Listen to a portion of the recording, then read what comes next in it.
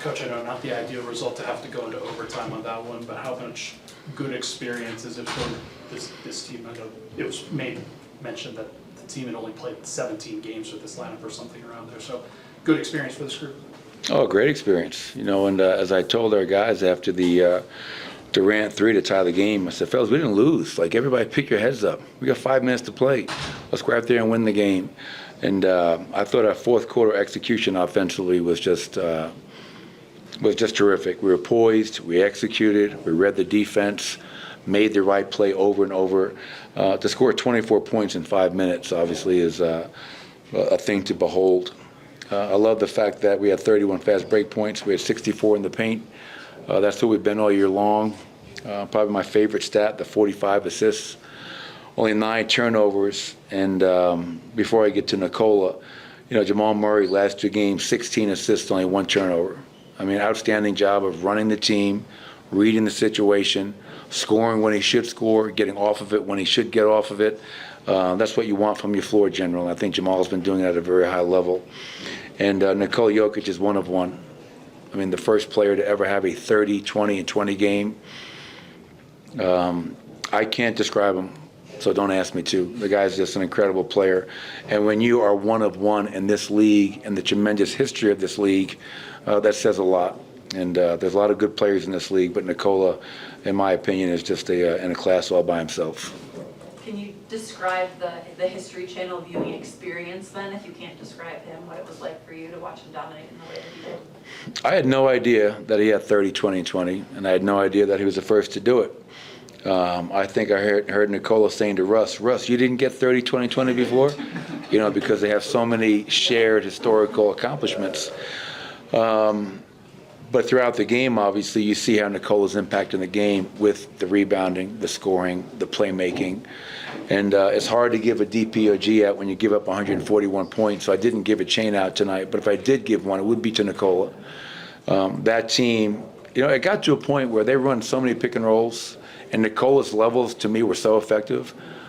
Their guards, their forwards started saying, don't come play pick and roll. I'd rather play one-on-one than have to deal with 2 defenders all over me. And that's a credit to Nikola, being up, being active, having 21 defensive rebounds, or 17 defensive rebounds, 3 steals.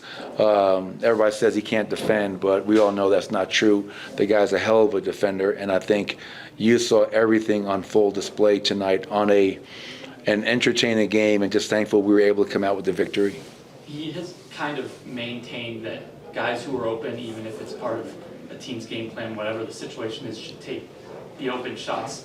How much is how important is his kind of willingness to trust those guys to kick out to Christian in that situation at the end of regulation in terms of? Well, I mean, if you know Nikola for 10 years, he's going to make the right play. And when he's got 2, 3 defenders on him, he's going to find the open man. And Christian Braun was a 38% three-point shooter last year, shooting 37% this year from the three-point line. He's coming off of a game against Sacramento where he shot the ball really well from 3. So we all have belief in Christian Braun. We all have belief in a lot of our guys that teams are daring to shoot. Well, shoot the ball. I mean, and continue to prove teams wrong for whatever they're trying to employ. But yeah, Christian almost had a game winner, which would have been outstanding for him, so deserving. But he has 25 points, 5 rebounds, 5 assists. What a complete basketball game by him. But again, this is an important game to get these 2 games at home, understanding with 19 to go now, just the quality of opponents that we have coming up.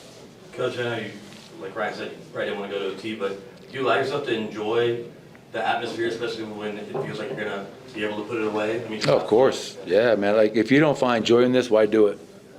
I've been around people in this business. I've been around this league a long time that, would never find any joy in it. Even after a win, it was just the sky is falling.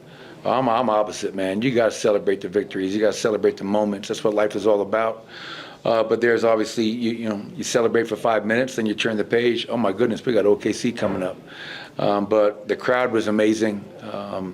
Was tonight 101, Katie? Was this 101 and counting? But the atmosphere, the crowd, I thought was outstanding, and they have so much to do with our success on the court, and we appreciate them. How impactful was having Aaron Gordon back?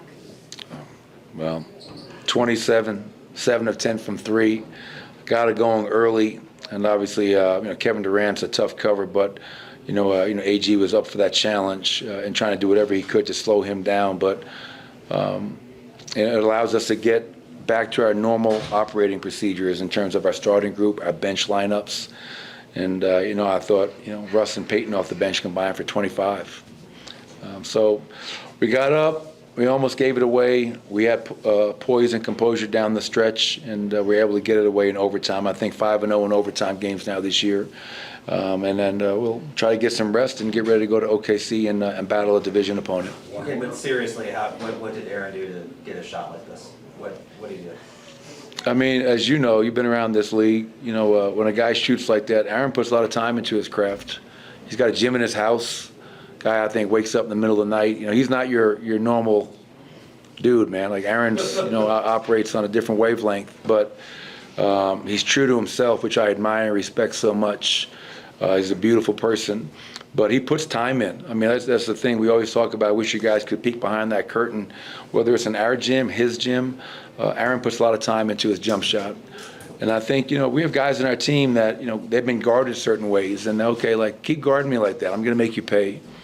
And not that tonight was the case. Aaron just got going early, and it was fun to watch, and I was happy for him. This has been such a challenging year in terms of in the lineup, out of the lineup, back in, back out, and for him to go out there and have a night like he had tonight, you just feel a lot of joy for him. Coach, how tough of a challenge are the next 2 games going to be in Oklahoma?